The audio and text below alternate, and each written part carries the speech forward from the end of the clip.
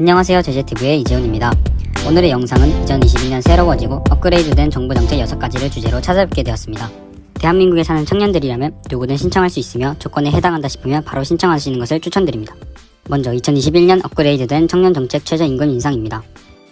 최저임금은 2020년 기준 8,590원에서 8,720원, 130원 약 1.5% 인상되었으며 시급이 오름에 따라 최대 182만 2,480원의 월급을 받을 수 있게 되었습니다.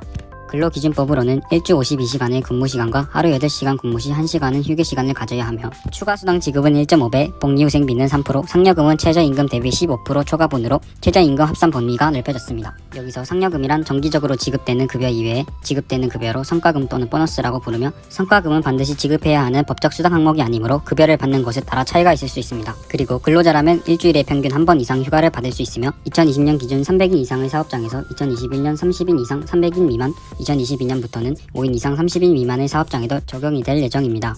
다음은 청년 주거급여 분리 지급 제도입니다. 주거급여란 부모와 떨어져 사는 청년들에게 매월 20일에 임차료를 지원해주는 제도로 안정적인 미래와 자립을 돕기 위해 마련한 2021년도 제도이며 무주택자라면 월세비와 전세비를 지원해주고 주택을 소유하고 있는 자라면 수리비 등을 지원해주는 제도입니다. 지원 대상으로는 19세 이상 30세 미만 미혼자녀, 부모와 시군을 달리해 거주하는 경우 임대차 계약서와 전입신고 등 기본적인 요건을 갖추고 있는 사람 누구나 지원 대상이 될 수 있으며 주거급여 주급가구의 부모와 청년이 주민등록상 기군을 달리하는 경우 인정하되 동일시 군이라도 보장기관이 인정하는 경우가 있으니 궁금하시다면 댓글창에 링크를 클릭해 주시길 바랍니다.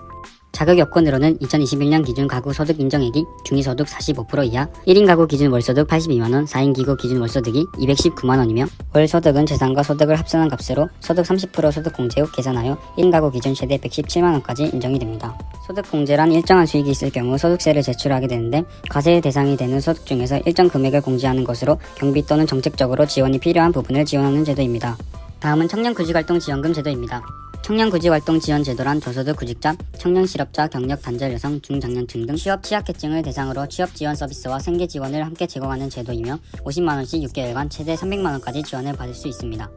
지원금은 현금이 아닌 포인트로 지원이 되고 포인트는 따로 현금화할 수 없으며 매월 구직활동에 대한 보고서를 작성하여 제출하셔야 하며 취업 지원 기간이 종료되기 전 취업을 하여 3개월간 취직해 있을 경우 보상으로 현금 50만원을 지원해 준다고 하니 한번 노려보는 것도 나쁘지 않을 것 같습니다. 그리고 지원금뿐만 아니라 맞춤형 상담, 일경험, 창업지원 프로그램, 심리상담, 금융지원, 육아지원, 복지연계 등 다양한 서비스 등이 있으며 자격 요건으로는 2가지 유형이 있습니다.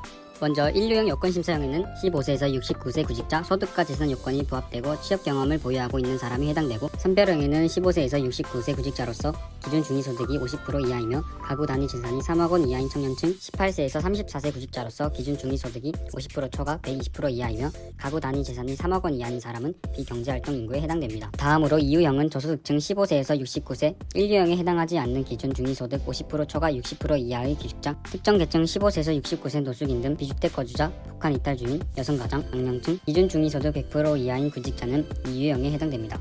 다음은 청년구직활동지원금 제도입니다.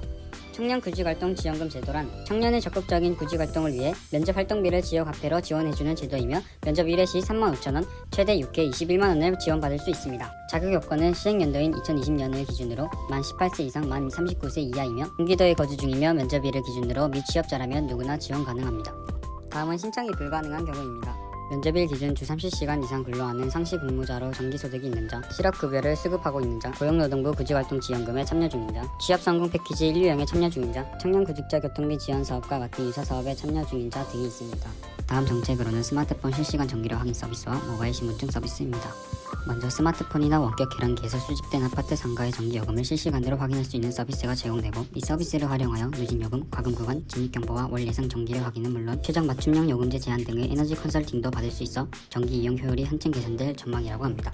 두 번째로 스마트폰으로 주민등록증을 대신할 수 있게 된다고 합니다. 기존 방식과는 다르게 데이터 관리 주체를 기업이나 기관이 아닌 개인으로 바꿔 개인 정보들을 분산하여 보관하는 기술이며, 분산된 정보들은 개인의 승인을 통해 필요한 부분만 기업 혹은 기관에게 제공됨으로써 편리성과 전화번호, 나이, 주소, 사진 등 정보들을 분리해서 불필요한 정보가 아닌 필요한 정보만 제출할 수 있어 보안성을 보장받을 수 있으며 분실 위험이 없고 재발급 비용을 절감시킬 수 있습니다.